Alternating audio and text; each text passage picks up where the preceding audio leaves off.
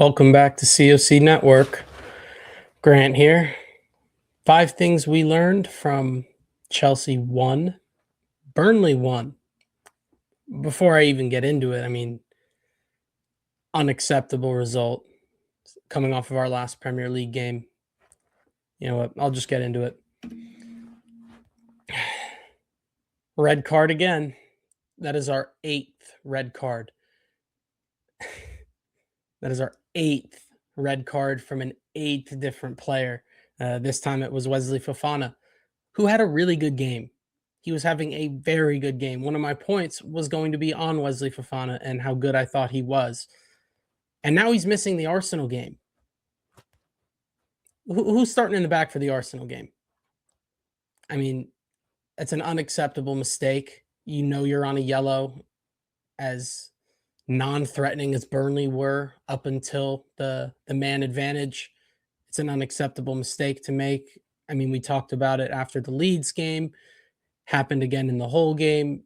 These silly mistakes just cannot happen, especially in this part of our schedule and these run of fixtures. We need to be picking up maximum points, and this is unacceptable. As meh as we were throughout the game, Burnley didn't have any threat. So for us to pretty much give away 2 more points is infuriating, and I got to keep my head while I'm recording.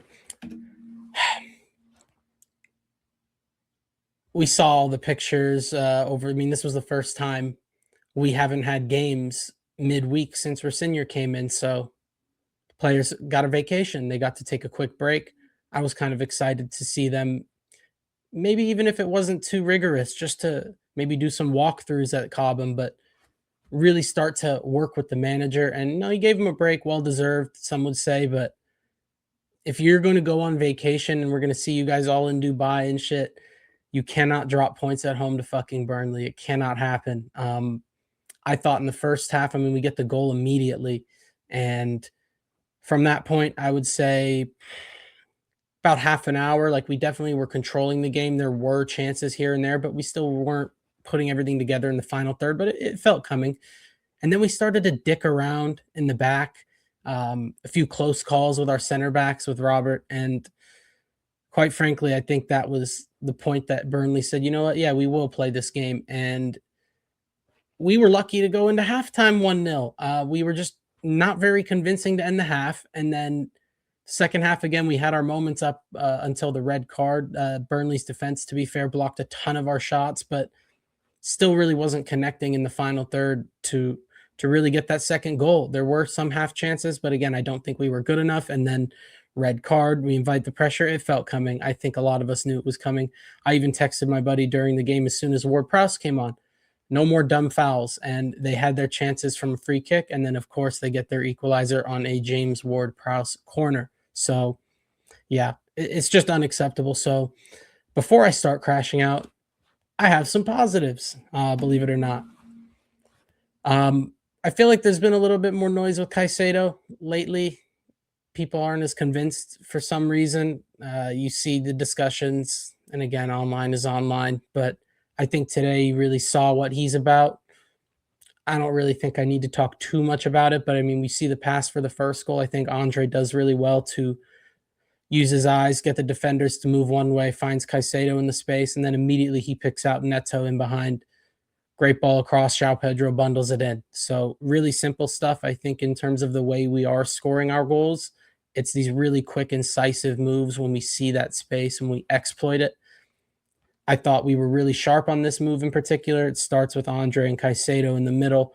But for the rest of the game, like I was saying earlier, we weren't really there in the final third. We weren't up to the standard. I don't think Enzo Fernandez had his best game. I can accept that here and there from him, but he was not great today. Neto, I thought, was much better today coming off of his hat trick. Looks a lot more confident, and in his actions, really, I think on the left, it's simpler with him. Going off on a bit of a tangent there, but I thought Caicedo, this game shows you what he's all about. I thought he was phenomenal today. More positivity, would you look at that? João Pedro obviously gets the goal early in this game, but I thought his work rate up until the point he comes off for Liam Delap, I thought he was working his ass off. Palmer as well. I think we got a little worried there when he pulled up after winning the ball on a counter from Burnley off Edwards, I think it was. But João Pedro was doing a lot of the same today, tracking back and winning duels, winning tackles. Ball was sticking, pressing really hard, and I think that type of energy from the front, it inspires the rest of the team to work hard as well. I thought, again, when you have someone like him leading the press with that type of energy, I was critical earlier in the season. So maybe he deserved the vacation because he looked very energized up front. And I think when the press starts with that type of intensity, it's hard for it to not be contagious. So João Pedro continuing to play really well. We're going to need that. We're clearly going to need it because obviously we didn't even get the 3 points today. So we're going to continue to need this level of performances from João Pedro. He's been fantastic. And then I guess I've given myself this sort of fifth point to really ramble a bit. But again, I've been talking about it for a while now. This run of games we have coming up, starting with Arsenal next weekend, is very difficult. And our last 2 games in the Premier League were Leeds at home and Burnley at home. Both of those games, we dropped points. And not only do we drop points in both of those games, we drop points from winning positions in both of these games.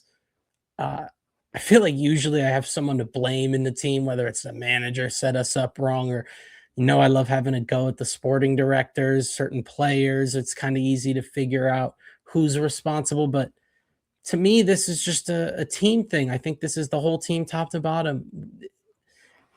To drop points from winning positions as often as we do is infuriating. Now, on that point, I think everyone watching this and watched enough of my videos would know who I blame for that. But in these instances, it's just unacceptable and infuriating. And the fact that we knew it was going to happen as soon as Fofana was shown a red card, that's not what serious teams play like. Now, we're probably going to see PSG again in the Champions League. We're going to see Arsenal in the league. I think a lot of Chelsea fans, especially me, do not want to see Arsenal lift the trophy at the end of the year. We need to do some damage in that game. And based on these last 2 performances, I'm not filled with much confidence. I have no clue who's starting in the back. I think probably Sarr and Chalobah is my best bet. And if I see Tosin and Chalobah, I might not even watch the game. So that's a testament to where we are right now, considering the form that Arsenal are in. Wolves just took points off them. They could have taken points off them in the reverse fixture.